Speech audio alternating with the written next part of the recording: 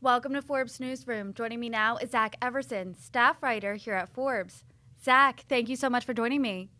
Thanks for having me on, Brittany. Of course, you recently reported that Senator Ted Cruz's podcast deal with iHeartMedia could violate some ethics laws. Can you tell us about it?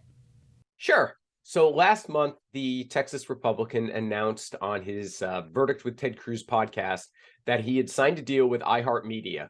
They were going to help finance the show, produce the show, distribute it, supply it with a host, market it, and put it on some of their 860 radio stations.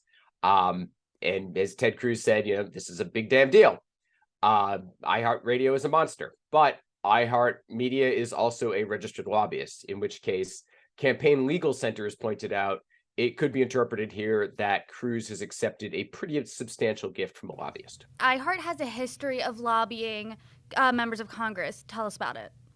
Sure. iHeart used to be known as Clear Channel. iHeartMedia doesn't necessarily have the kind of reputation that Clear Channel did, but back in the during the Bush years, it was certainly a boogeyman of progressives. They have spent since 2003. iHeartMedia and Clear Channel have been registered lobbyists with Congress, and they have spent about $45 million lobbying members of Congress on an assortment of bills. Of relevance here, two bills that they lobbied on were before one of Cruz's committees. You say, quote, Campaign Legal Center's complaint points out that concerns about conflicts of interest are not just theoretical here. Why not? Well, because you have this iHeartMedia has given Cruz what could be estimated to be, millions of dollars worth of financial support for his podcast, getting it out there. They're not paying him any salary, but it's invaluable to get your radio show on 860 stations or whatever they're going to give him. And he has two bills, or they have two bills right in front of him. So, is he going to take this, objectively when he's looking at their views, or is he going to think, hey, this is a business partner of mine? Could he get in trouble here? Sure, it's possible. The Senate Ethics Committee doesn't seem to be excited about prosecuting senators. It's made up of 3 Republicans, 3 Democrats. And I think the last time they've reprimanded somebody was in 2018. I think that might be the only statement they've given on an investigation since 2012. And there are other interpretations of what Cruz has done here. This could be a deal he has where iHeartMedia is not giving Cruz a gift. Rather, they have a deal. They are giving him all of those benefits for the podcast, but he is giving them the gift of Ted Cruz, which in this case is a well-known, sharp-tongued, proven podcast host. He's been his podcast is hit #1 in the rankings. So iHeartMedia is certainly getting something of value here. So even though no cash is changing hands, it could be interpreted to be a contract. And could iHeartMedia get in trouble? Yes. iHeartMedia, if it's determined that they did pay a congressperson, they could be looking at fines up to about $200,000 as well as jail time. They've also got a semi-annual compliance report due on January 30th, where they will have to check a box that says they know and have read the rules about lobbyist gift giving. So it'll be interesting to see if they check that box or not. I can't wait till you report on that. But how has each party responded here, both Ted Cruz and iHeart?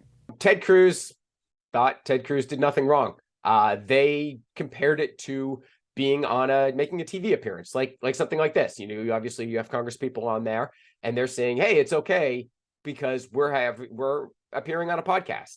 The difference obviously is they're not appearing on a podcast; they are hosting a podcast. It's not just a 7-minute hit on cable TV, but it is an hour being broadcast into millions of radios. So that would be the difference. iHeart just confirmed that, yes, they had a deal with Ted Cruz, and they wouldn't get into any more specifics other than saying that he was not being paid. And in your reporting, you talked to independent ethics experts about this complaint. What are their takes? Their takes are, first, that it could be a contract. That was one of the things that Kathleen Clark, who is a law professor at Washington University of St. Louis, pointed out, in which case the whole gift aspect just may not apply. And then another one pointed out that there are exceptions to the gift giving rule, and the Senate Ethics Committee would have to look if what Cruz is getting here is an exception. One of the things Clark also mentioned that didn't make it into the piece was this just shows the problem with Senate ethics laws and that they are focused on cash and financial transactions, and they don't necessarily value something like this, which is intellectual property. And let's say he is found in trouble. What is a reprimand here? Is it just a slap on the wrist, or is there actual punishment? It could be that. I mean, there's this committee assignments. I don't think it's going to come down to anything like that, though. And honestly, the Senate Ethics Committee does it so rarely, there's not even much of a precedent to go on in the last 20 years. You've been reporting that Senator Ted Cruz has been wading in these kind of murky waters, let's say. So in November, you reported that he could have used his campaign funds to boost sales of his latest book, Justice Corrupted. How does this stack up to the latest complaint? Sure. He doesn't just like wading in murky water. He likes diving into it. I mean, he's got a snorkel and scuba gear under there. Because I think this is something he knew what he was doing. This is not Ted Cruz accidentally going on his podcast and announcing that he violated an ethics law. He knew he had an angle he thinks he could push here. And that's what he's doing, is he is pushing what's acceptable. Going back to the book deal with the FEC has ruled that candidates can put an ad on their websites about their book, assuming it doesn't cost much money. I've run a website, just putting a graphic on there saying buy my book doesn't cost much. Well, what Ted Cruz did was took it the next step, where he advertised his book on WinRed, which is the Republican platform and is not Ted Cruz's website, and cost him money to advertise there. So he is using campaign funds, ostensibly, to advertise on WinRed, and he's encouraging people to go buy his book retail, which would earn him money towards paying off his nice $1.1 million book advance that he got on his 2-book deal. So he stands to profit on that. And the FEC has not ruled on that. If they do, it's something that would be years down the road, in which case that money is already going to be in the bank. And with the current makeup of the FEC, it's not necessarily going to rule against him either. And why do you think he likes pushing the boundaries like this? I think that's something Ted Cruz would need to talk with Ted Cruz about.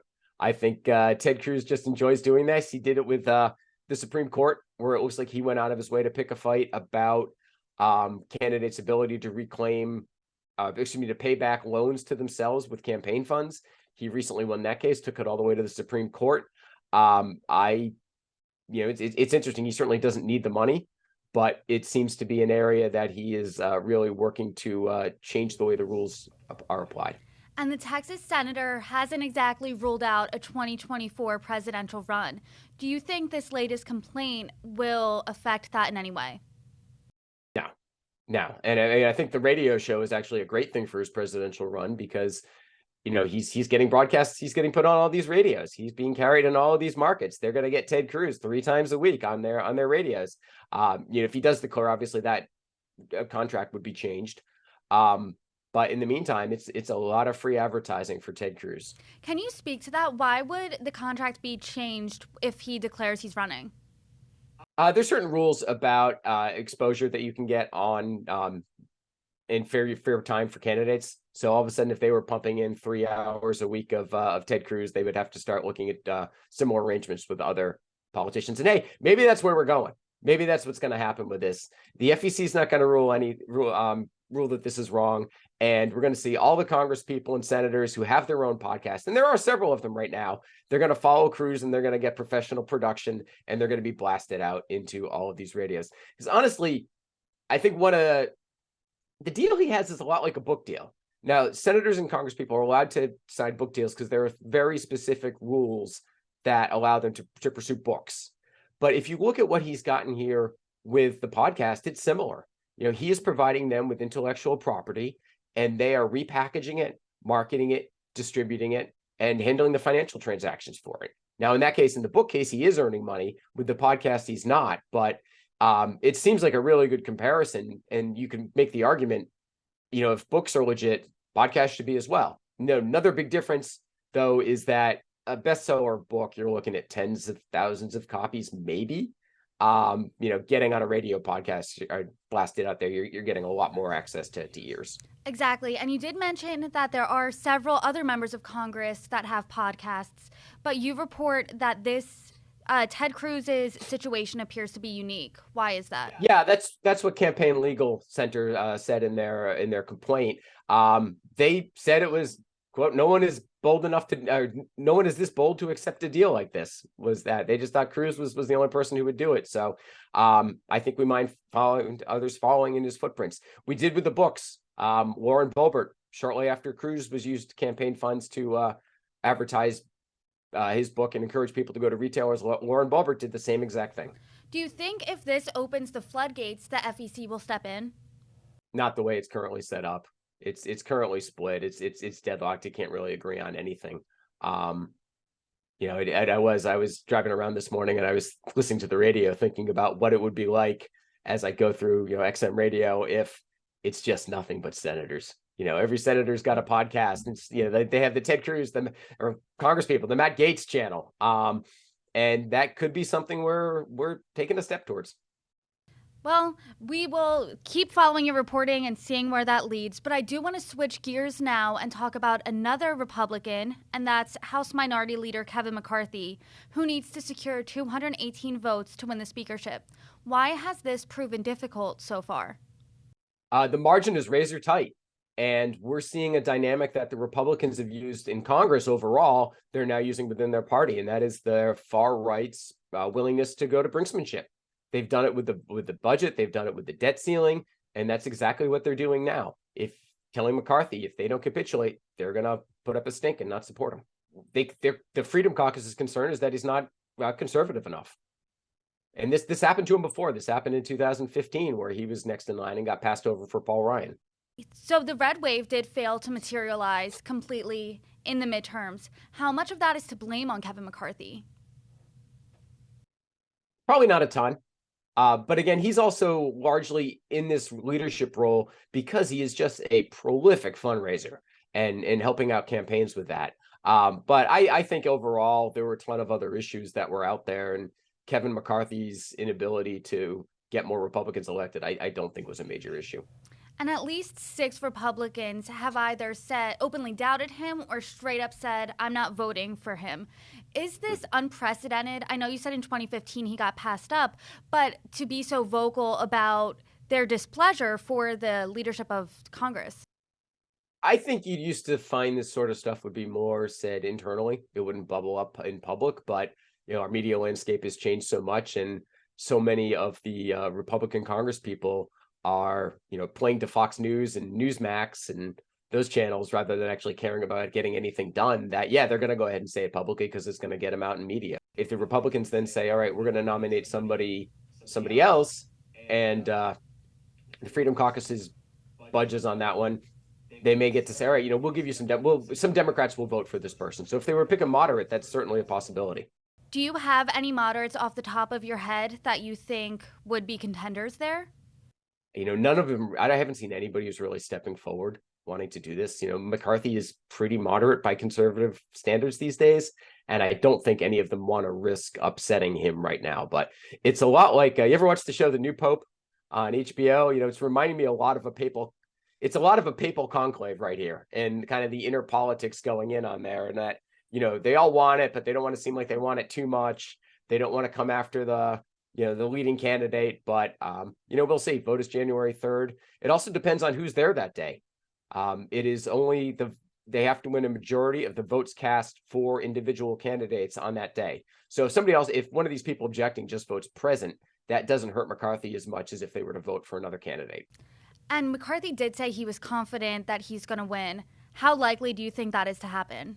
I think they'll get it straightened out. Going back to the comparison with the budget, the debt ceiling, those things get passed, and we're continuing to operate as a solvent country. So I think they'll get it fixed. I think they're just working to get some more concessions out of McCarthy. Well, one of them is that the Freedom Caucus wants to go after impeaching the Homeland Security Secretary, and that's one of the issues that they've really been pushing on. But also just general government spending. Freedom Caucus is very much a group that advocates for less government, and it's an interesting position to be there when you are a legislator and your job is to make laws and help the government function, and you don't think the government should necessarily be doing any of that. So they may want him to kind of put some gum and slow it down a little bit. Well, Zach Everson, thank you so much. Thank you.